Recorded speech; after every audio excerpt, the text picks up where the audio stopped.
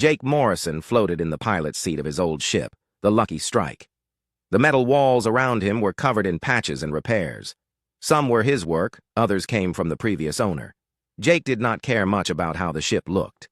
As long as it could fly and keep him alive, that was enough. He was 28 years old and had been fixing ships since he was 16. First in the Earth Federation Navy, then on his own. The Navy had rules about everything. Jake did not like rules much. He liked fixing things that other people said could not be fixed. That was why he worked alone now. The scanner on his control panel started beeping. Jake looked at the screen and saw a red dot moving slowly through space. It was sending out a distress signal. The signal was weak and kept cutting out. Jake thought about ignoring it. Distress calls in this part of space were often traps. Pirates would fake being in trouble, then rob anyone who came to help. But something about this signal was different. The technology sending it was not like anything Jake had seen before. He changed course toward the signal. As he got closer, his scanner showed him more details. The ship was big, maybe 3 times the size of the Lucky Strike, but it was not. Made of metal like normal ships. The scanner said it was made of something organic, like it was alive. Jake had never seen anything like it. The ship looked like it was grown instead of built. It had smooth curves like a tree branch or a flower. Stem. Parts of it glowed with soft green light, but the light was getting weaker. He tried to contact the ship on the radio. At first, there was only static. Then a voice came through, speaking in a language he did not know. The voice sounded scared and tired. Jake switched to the universal translator. After a few seconds, words came through in broken Federation standard. Please, help us. Ship is dying. We cannot fix it. Please. The voice was female and had a musical quality that Jake had never heard before. It sounded beautiful even through the static and fear. This is Jake Morrison on the Lucky Strike, he said into his radio. I'm a ship engineer. What's your problem?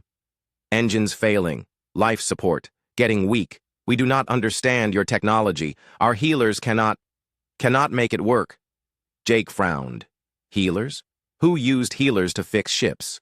But the desperation in the voice was real. And Jake had never walked away from a broken ship in his life. I'm coming aboard, he said. Prepare your airlock. Jake put on his EVA suit and grabbed his tool bag. The bag contained everything he needed to fix most ship problems, or at least everything he needed to fix human ship problems. He had no idea what he would find on this strange vessel. The airlock of the alien ship was different from anything Jake had seen. Instead of metal doors, it had membranes that opened like flower petals. The air inside smelled like a forest after rain. Jake stepped through the ship's corridors and his eyes went wide. Everything was curved and organic. The walls looked like they were made of wood, but they glowed softly from within. Cables that carried power and data looked like vines growing along the ceiling. He found the crew in what seemed to be the bridge. Jake stopped and stared. They were not human. They were tall and thin, with pointed ears and large eyes. Their skin was pale and seemed to glow slightly. Their hair was long and moved as if there was a breeze, even though the air was still. Elves. Jake had heard stories about them, but had never seen one. They were supposed to be myths, stories told by drunk spacers in bars. One of the elves stepped forward. She was clearly their leader. She wore robes that seemed to be made of starlight, and on her head was a crown of living branches. She was the most beautiful creature Jake had ever seen, but her large eyes were full of worry. I am Queen Lyralai Moon Whisper, she said in careful Federation standard. You are the engineer who answered our call? Jake Morrison, he replied, trying not to stare. You're really a queen? I am the sovereign of the Silverleaf Dominion, she said. Or I was, before the Draconians forced us to flee. Jake nodded. He had heard of the Draconians. They were a military empire that had been taking over worlds in this part of space. But he had thought elves were just stories. What's wrong with your ship? He asked. Queen Lyralai led him to what looked like the engine room. But instead of engines, Jake saw something that looked like a giant tree growing through the center of the ship. Its leaves were turning brown and falling off. Roots spread through the walls, but many of them were black and dead. The Star Weaver is dying, the Queen said sadly.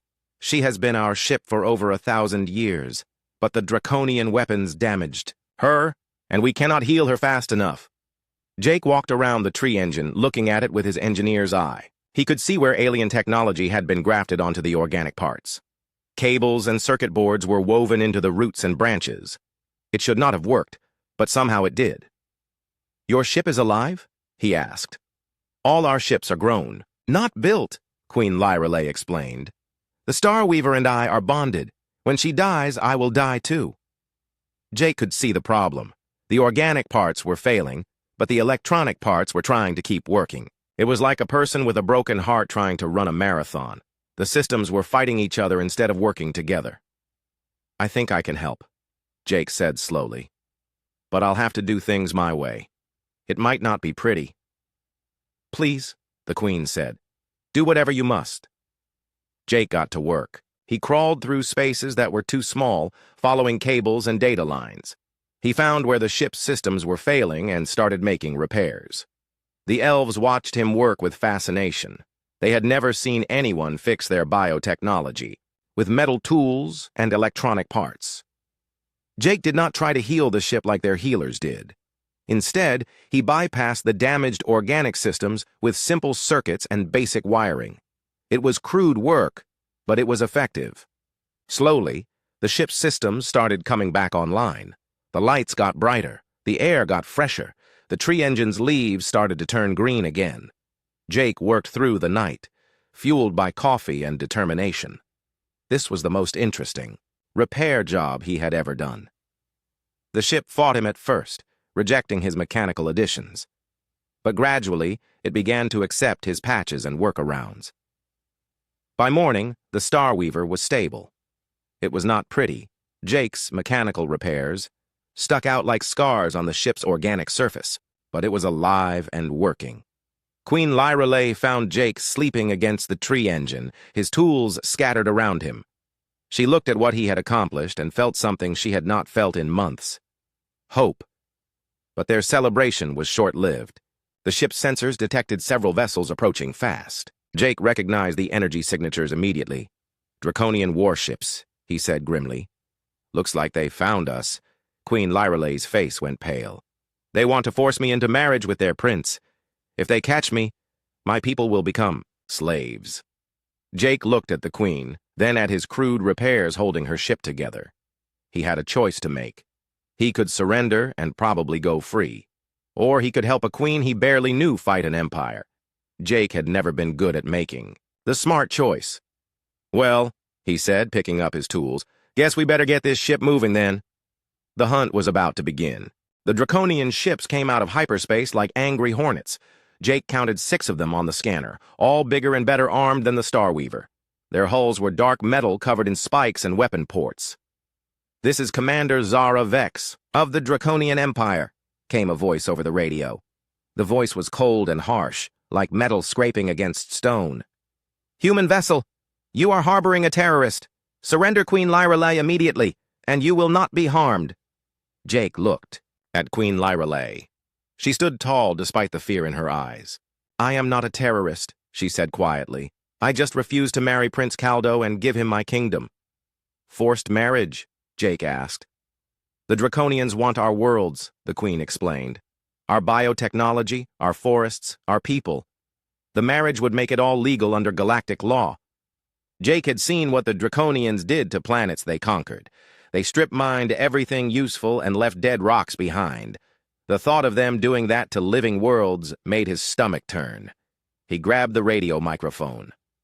"This is Jake Morrison. The Queen is under my protection. If you want her, you'll have to go through me." Commander Zara's laugh was like breaking glass. "One human and a dying bioship against the Draconian fleet? You are either very brave or very stupid." "Probably both," Jake admitted. "But I've fixed this ship, and she's got more fight left in her than you think." The first Draconian ship opened fire. Energy beams cut through space where the Star Weaver had been a second before. But Jake had already started evasive maneuvers. The Star Weaver moved like no ship Jake had ever piloted. Instead of the clunky turns of metal ships, she flowed through space like a fish through water. His repairs had not just fixed her systems. They had improved them. "Dr. Maya Keth to the bridge," Queen Lirali called into the ship's communication system. A few minutes later, a figure that looked like it was made of living crystal entered the bridge. Dr. Maya was about 7 feet tall, with skin that sparkled like diamonds. Her voice sounded like wind chimes. "The ship is healing around the humans' repairs," she reported. "But the damage to her core systems is still spreading. We have maybe 6 hours before the bio-neural network fails completely." "Can your healers fix it?" Jake asked, while dodging another energy blast. "We have tried," Dr. Maya said sadly. "But we do not understand the alien technology that was grafted onto our ship. Without that understanding, our healing only treats the symptoms, not the cause." Jake yanked the ship into a sharp turn as missiles streaked past them. "What alien technology?" Queen Lirali looked embarrassed. "When we first fled our homeworld, the Starweaver was badly damaged. We found a derelict ship and borrowed some of its systems to keep her alive." "You Frankensteined your ship?" Jake asked, surprised. "We had no choice," the Queen said. "But our healers never fully understood how the alien systems worked. They just made them function well enough to keep us alive." Jake grinned despite the situation. "Well, lucky for you, I specialize in making things work that shouldn't." He flew, the Starweaver, into an asteroid field. The Draconian ships followed, but they were too big and clumsy to navigate the floating rocks easily. Jake used the ship's organic sensors to feel his way through gaps that the enemy ships could not follow. But Commander Zara was not stupid. She split her fleet, sending ships around both sides of the asteroid field to cut off their escape. "Jake," Queen Lirali said, "there is something else you should know. The alien technology in our ship. It came from a Draconian vessel." Jake almost flew into an asteroid. "What?" "It was an old exploration ship," the Queen explained quickly. "We thought it was abandoned. We only took what we needed to survive." "So you're running from the Draconians in a ship powered by Draconian technology?" Jake shook his head. "No wonder they're so determined to catch you." Dr. Maya added, "The technology we borrowed contains star charts and navigation data for Draconian space. If their enemies obtained it, it would be a military disaster for them," Jake finished. Now he understood why Commander Zara was so determined. This was not just about a forced marriage anymore. The Starweaver shook as energy beams grazed her hull. Jake could feel the ship's pain through the bio-neural network that connected him to her systems. It was a strange sensation, like feeling someone else's heartbeat. "I need to get to the engine room," Jake said. "Can you fly for a few minutes?" Queen Lirali looked terrified, but she nodded. "I can feel her through our bond.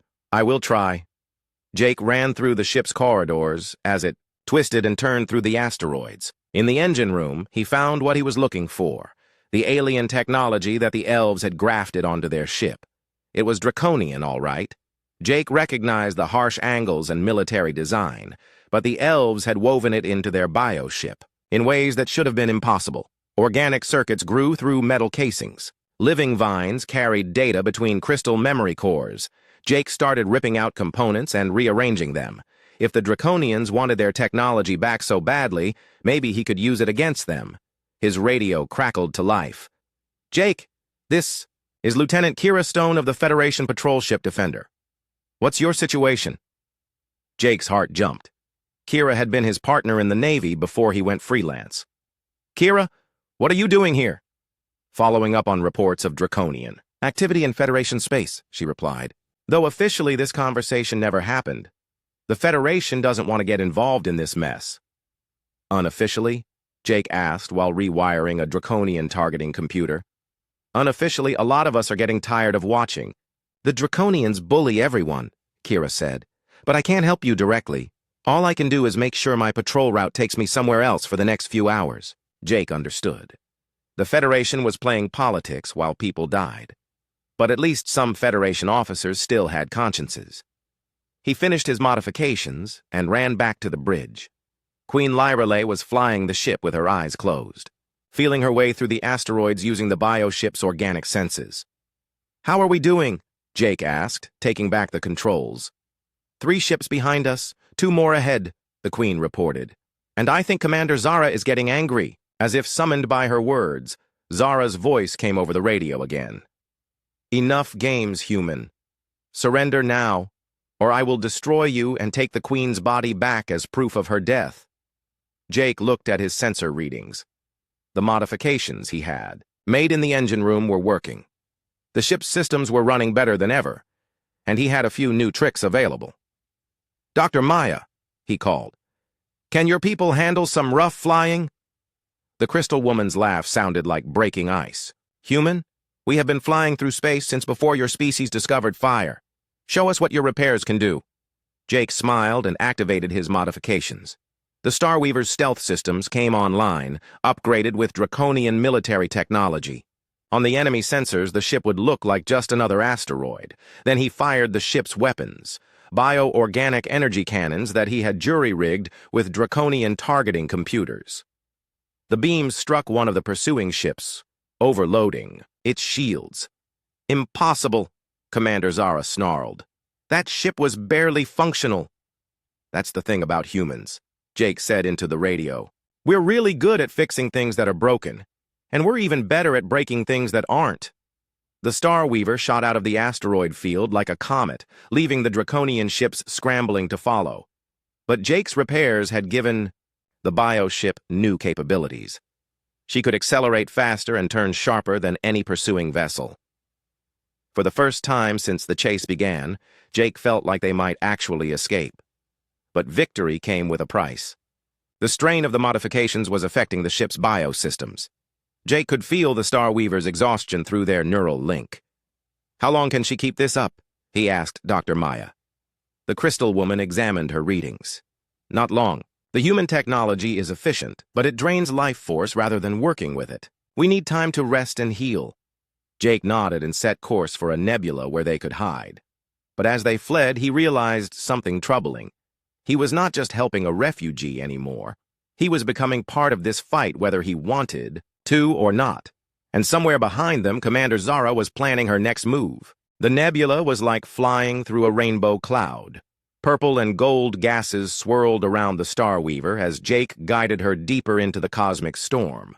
The nebula would hide them from sensors, but it also made navigation nearly impossible. "This should give us some breathing room," Jake said, powering down the engines. The ship drifted silently through the colorful mists. Queen Lorelei collapsed into a chair. Jake could see how tired she was. Dark circles ringed her large eyes, and her usually perfect posture was slumped with exhaustion. "The Starweaver is dying faster now," she said quietly. "I can feel her pain. It gets worse every hour." Dr. Maya entered the bridge carrying a medical scanner made of living crystal. "The humans' modifications are working, but they are also accelerating. The ship's decline. The bio-neural network is rejecting the foreign technology." Jake frowned. "What do you mean, rejecting it?"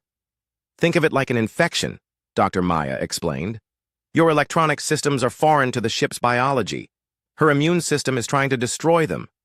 But without those systems, the ship will die anyway," Jake pointed out.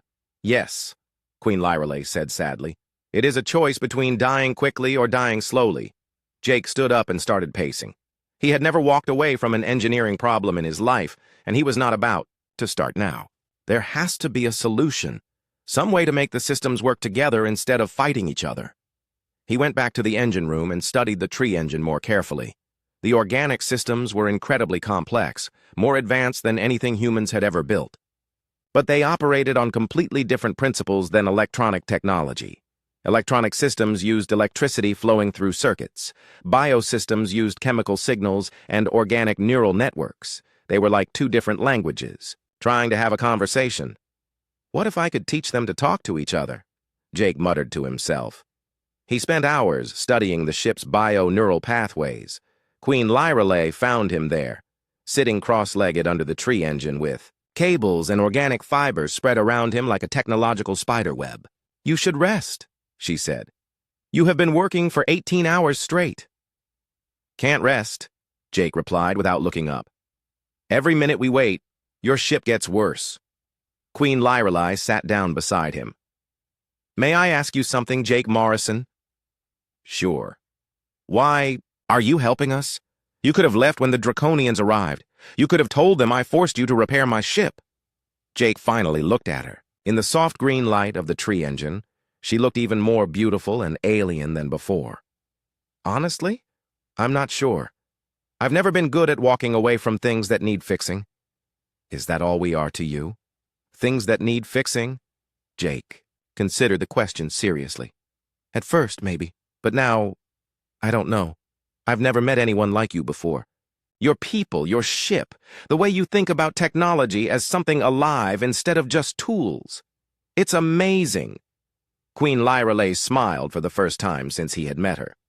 You are not what I expected from a human engineer. The stories we heard made your people sound crude and violent. Some of us are, Jake admitted, but some of us just want to make things work better. They sat in comfortable silence for a while, listening to the soft humming of the ship's systems. Then Jake had an idea. What if the problem is not the technology itself, but how I'm connecting it to your ship? What do you mean? Jake pointed to where his electronic circuits were grafted onto the organic systems. I've been forcing my technology into your ship like jamming a square peg into a round hole. But what if instead of forcing them together, I created a bridge between them? He started working with new intensity. Instead of directly connecting circuits to biopathways, he began creating interface systems that could translate between the two technologies. Electronic signals would be converted to chemical ones, then back to electronic as needed. Queen Lyrelay watched him work with fascination.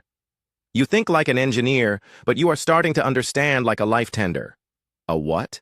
That is what we call those who work with biotechnology. They do not force systems to obey. They guide them to grow in the right direction.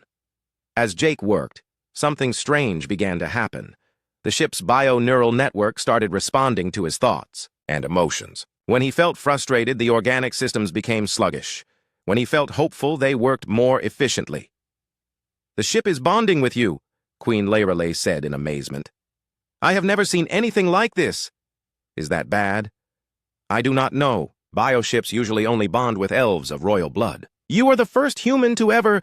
Her words were cut off by alarms. The ship's sensors had detected movement in the nebula. Commander Zara had found them again. How? Jake demanded, running to the bridge. Dr. Maya was already at the sensor station. They are using gravitic scanners. The nebula cannot hide our mass signature. 3 draconian ships emerged from the colorful mists like sharks from bloody water. They moved slowly, scanning methodically for their prey. Can we run?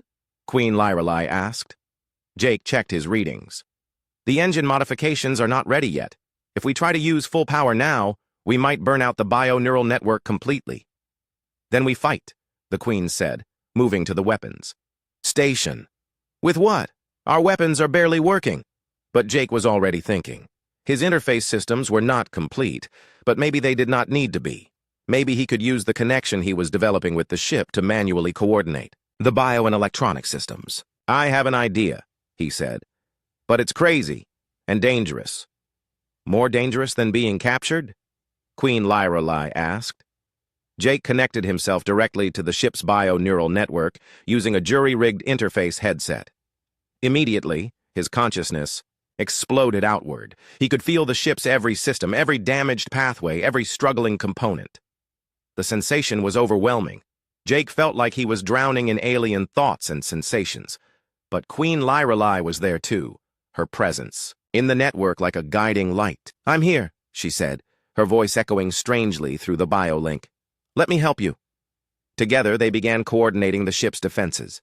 Jake's human intuition for technology merged with the Queen's lifetime of experience with biosystems. The Star Weaver responded like never before. When the first draconian ship fired, the Star Weaver's hull rippled like water, dispersing the energy harmlessly. When Jake fired back, the bioorganic weapons struck with precision that should have been impossible. Impossible! Commander Zara's voice crackled over the radio. That ship should be dead! The battle that followed was unlike anything Jake had ever experienced. He and Queen Lyrelay moved the ship as one mind, dodging attacks that came from multiple directions and striking back with perfectly timed shots. But the strain was enormous.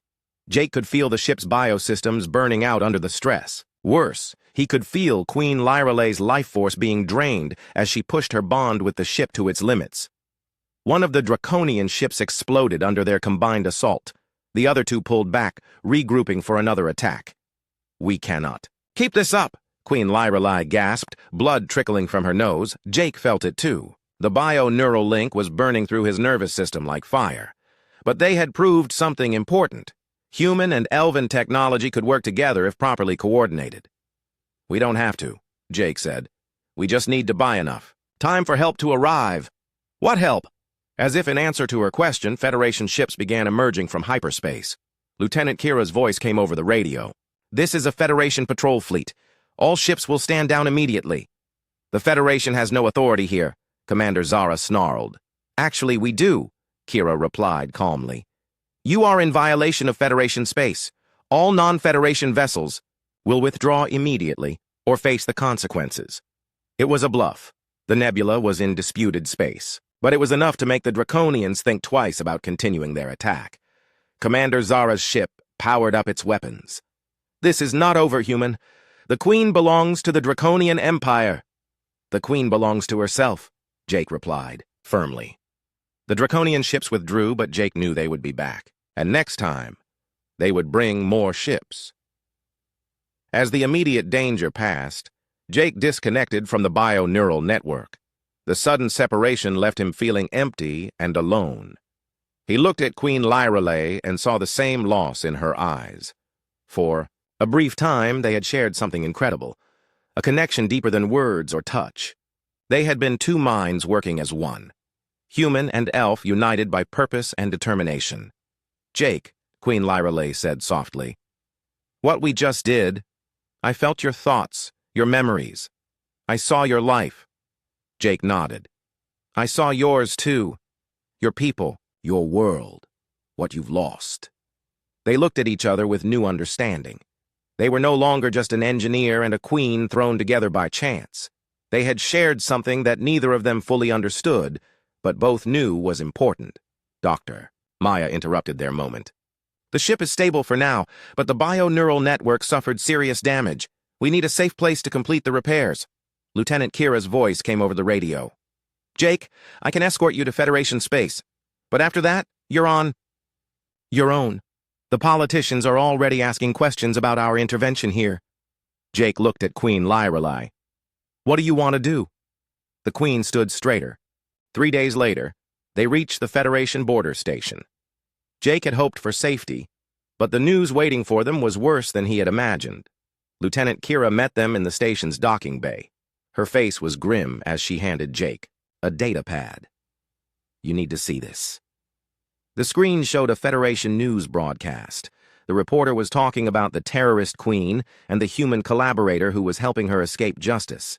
The Draconians had sent diplomats to every major government, demanding Queen Lorelei's return. It gets worse, Kira said. The Draconians have issued an ultimatum. They want the Queen surrendered within 72 hours, or they will consider it an act of war against any government that shelters her. Jake looked at Queen Lorelei. She had gone very pale, but her expression remained calm and regal. I will not let innocent people suffer because of me, she said quietly. Don't even think about surrendering, Jake said firmly. There has to be another way. Dr. Maya had been quietly scanning the news feeds on her crystal tablet. Now she looked, up with something close to panic in her crystalline eyes. Jake, there is something else. The Draconians have begun attacking other elven ships. 3 refugee vessels were destroyed yesterday. They claimed the ships were carrying weapons. Were they? Jake asked. Queen Lorelei shook her head. They were civilian transports carrying families fleeing the occupation. Children, elderly, anyone who could not fight. Jake felt a cold anger building in his chest. He had seen war before, but attacking refugees was something else entirely. Dr. Maya continued reading. It is worse than that. The Draconians are not just hunting our ships. They are accelerating the strip mining of our homeworld. The great forest that has grown for 10,000 years will be gone within months. Why? Jake asked. Because every day we remain free, we prove that the Draconians can be resisted, Queen Lorelei explained. They cannot allow that example to exist. Jake began to understand the full scope of what was happening. This was not just about one queen's freedom.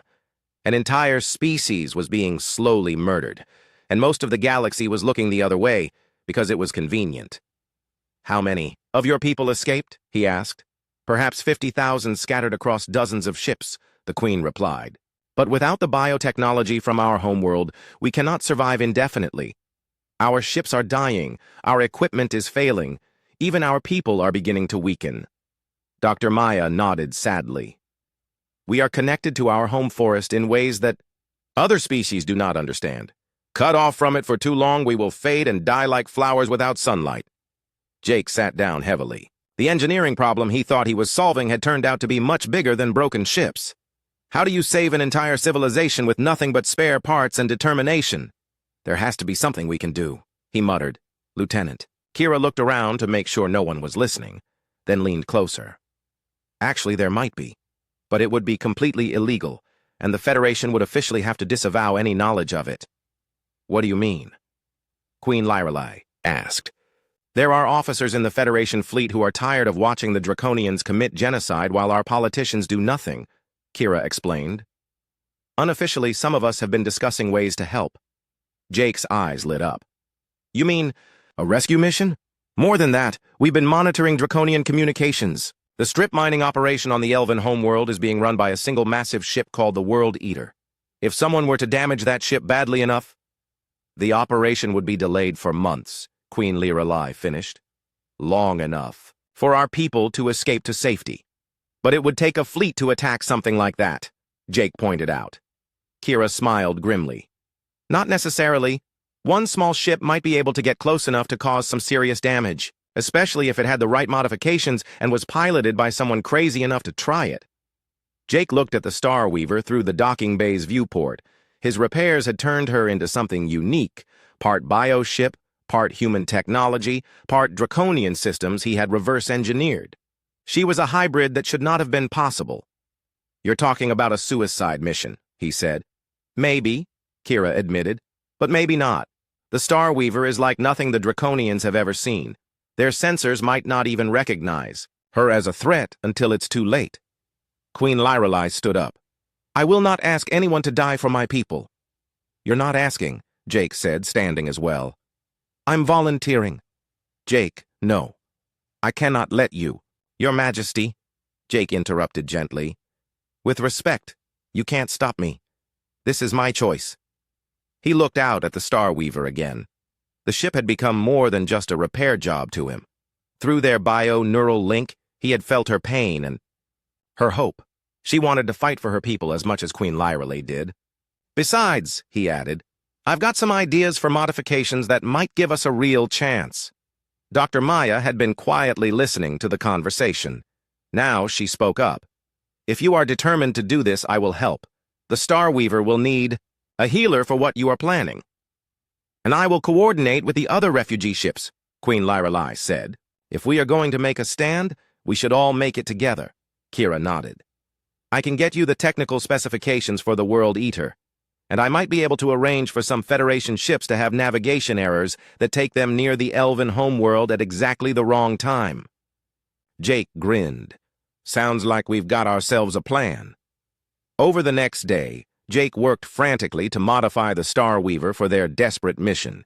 He reinforced her bio-armor with human alloys, upgraded her weapons with Federation technology that Kira accidentally left lying around, and installed stealth systems that combined the best of all three technologies. But the most important modification was to the bio-neural interface. Jake designed a system that would let him and Queen Lyrelai coordinate not just the ship, but potentially an entire fleet of Elven vessels. It's never been tried before, Dr. Maya warned. The neural strain could kill you both. We'll deal with that when we have to, Jake replied. Queen Lyrelai had spent the day contacting the scattered Elven refugee ships. The response was overwhelming. Every captain volunteered to join the attack, even knowing they probably would not survive. My people are ready, she reported. 43 ships will rendezvous with us at the edge of Draconian space. That's not many against the entire Draconian fleet, Jake pointed out. It will be enough, Queen Lyrelai said with quiet confidence. Elven bioships were designed for this kind of mission. We may not be as heavily armed as Draconian warships, but we are faster and more maneuverable. Kira arrived with the final intelligence reports. The World Eater is in orbit around your homeworld, using massive energy beams to cut down the forest. She's defended by a battle group of 12 ships.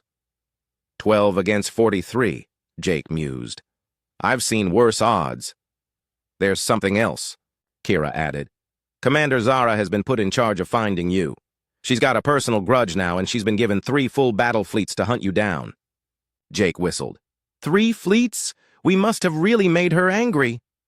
"This is not a joke, Jake," Queen Lyreley said seriously. "Commander Zara is the best military commander the Draconians have. If she is hunting us personally, then we better make sure our first shot counts," Jake finished, "because we probably won't get a second one." As they prepared to leave the Federation station, Jake realized that everything had changed. He was no longer just an engineer who had answered a distress call. He had become a protector, a warrior, and maybe something even more than that. The bio-neural link he shared with Queen Lyreley had grown stronger over the past few days. He could sense her emotions, even when they were not connected to the ship. Her determination had become his determination, her pain had become his pain, and her hope had become his hope. The Starweaver undocked from the station and set course for Elven space. Behind them, Lieutenant Kira watched from the observation deck, knowing she might never see her old friend again. Ahead of them lay the most dangerous mission any of them had ever attempted. But for the first time since this all began, Jake felt like they might actually have a chance. The Queen's people were counting on them. The galaxy was watching to see if an entire species could be saved by one human's stubborn refusal to give up.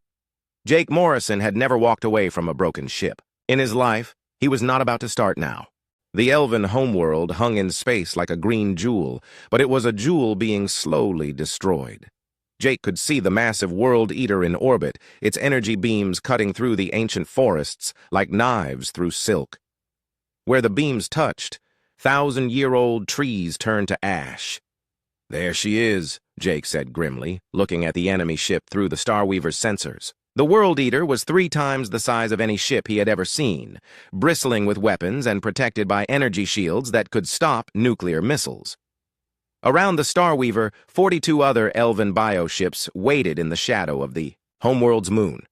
They were beautiful vessels, each grown from a different species of tree, each with its own unique abilities, but they were also refugees' ships, damaged and worn from months of running.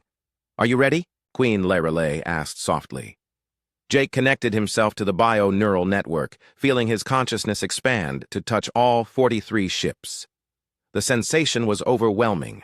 Dozens of alien minds, all focused on the same desperate hope.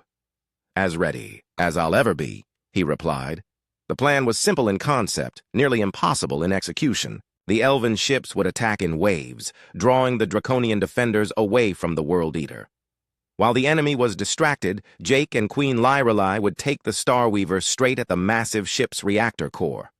But first, they had to get past Commander Zara. She was waiting for them with 3 full battle fleets, just as the intelligence reports had said. Over 100 Draconian ships formed a defensive wall between the refugees and their homeworld. "I told you. This was not over," came Zara's voice over the radio. "Surrender now and I will make your deaths quick." "Counter offer," Jake replied. "You surrender and I won't have to embarrass you in front of your entire fleet." Zara's laugh was like breaking glass. 43 refugee ships against 3 battle fleets? You are even more insane than I thought." "That's what everyone keeps telling me," Jake said. Then he opened the channel to all elven ships. "All vessels, execute attack pattern 7. Show them what bioships can really do." The elven fleet spread out like a flower blooming in reverse. Instead of attacking in formation, like traditional warships, each bioship moved independently, following its own organic instincts. They flowed through space like a school of fish, impossible to predict or target effectively. The Draconian ships opened fire with everything they had. Energy beams and missiles filled the space between the fleets like a deadly light show. But the elven ships danced between the attacks with grace that no metal ship could match. Jake felt every hit, every near miss, every victory through the neural network. When the bioship Moonblossom took a direct hit and exploded, the pain nearly knocked him unconscious. But Queen Lyreley was there, her presence in the network like a steady anchor. "Stay focused," she whispered. "Feel their sacrifice, but do not let it stop you." The first wave of elven ships broke through the Draconian line, their bio-organic weapons tearing holes in enemy hulls. But the cost was terrible. Jake counted 8 ships lost in the first minute of combat. The second wave followed, led by Captain Starfall in his ship Thornspear. The old elf had volunteered for the most dangerous part of the assault, drawing the World Eater's defensive fire while Jake made his approach. "It has been an honor, young human," Captain Starfall said over the radio. Then his ship accelerated, straight at the massive mining vessel. The World Eater's point defense guns opened fire, filling space around Thornspear with explosions. But Captain Starfall had been flying bioships for 600 years.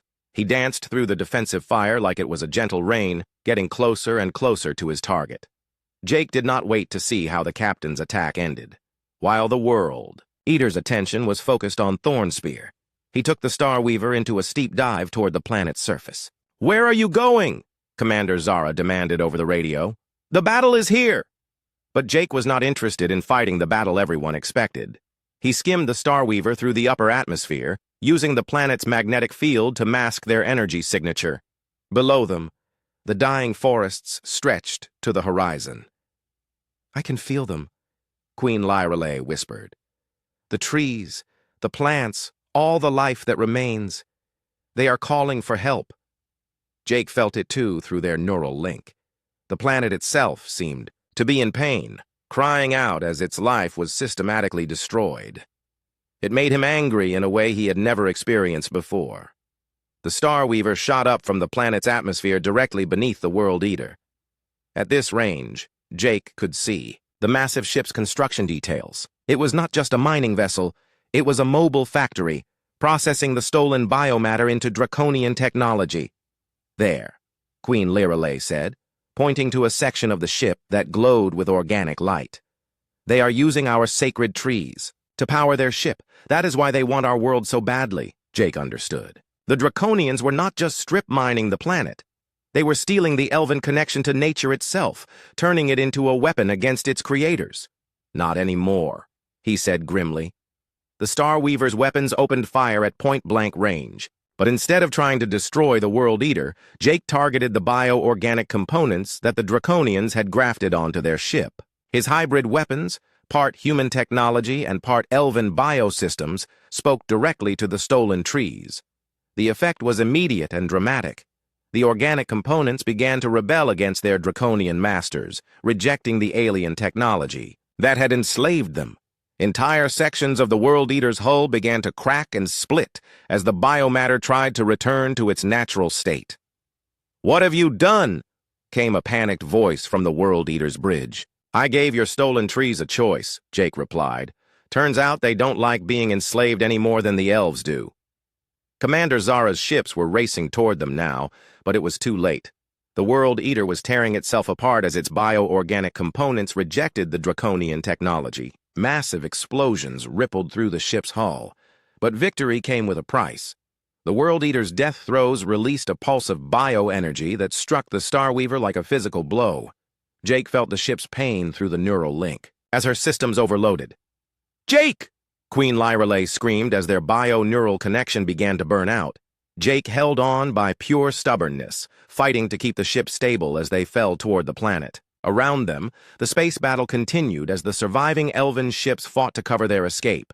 The Starweaver hit the atmosphere at a steep angle, her bio-armor glowing white-hot from the friction. Jake felt every degree of heat, every stress, on the ship's frame, but he refused to let go of the controls.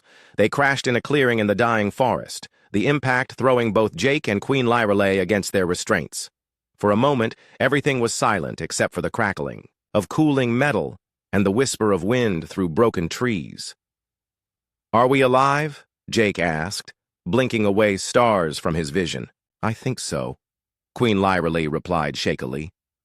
They climbed out of the damaged ship to find themselves surrounded by the most beautiful sight Jake had ever seen. The forest around them was not dying anymore. Somehow, the destruction of the World Eater had reversed the damage. New growth was already sprouting from seemingly dead trees. Dr. Maya emerged from the ship's medical bay, her crystal form reflecting the green light of the recovering forest. "The bioenergy pulse from the World Eater's destruction," she explained. "It carried the essence of the stolen trees back to their source. The forest is healing itself." Over the next few hours, Other elven ships began landing in the clearing. 27 of the original 43 had survived the battle. It was a terrible loss, but it was also a victory. The World Eater was destroyed, the forest was healing, and for the first time in months, the elven people had hope. Lieutenant. Kira arrived 2 days later with a Federation relief fleet. Officially, they were responding to distress calls from the battle. Unofficially, they carried medical supplies, repair equipment, and news from the rest of the galaxy. The Draconian Empire is in chaos, Kira reported to Jake and Queen Lyrelay. The destruction of the World Eater has triggered revolts on a dozen worlds. It turns out a lot of species were getting tired of draconian oppression. What about Commander Zara? Jake asked. Missing, presumed dead, Kira replied.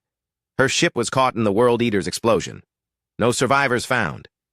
Jake nodded, feeling a strange mixture of relief and sadness. Zara had been his enemy, but she had also been a professional doing what she thought was right. Over the following weeks, Jake worked with Dr. Maya and the other elven bioengineers to repair the damaged ships. But these were not just repairs anymore, they were improvements. Jake's hybrid technology allowed the bioships to function far from their homeworld, powered by artificial bio-neural networks instead of direct connection to the forest. We can be explorers again, Queen Lyrelai said one evening as they watched the sunset through the recovering trees. My people can spread to new worlds, carrying the seeds of our civilization with us. Will you stay together as a fleet? Jake asked. Some will, she replied. Others will go their separate ways, founding new colonies among the stars.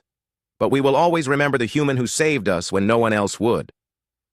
Jake was quiet for a long moment.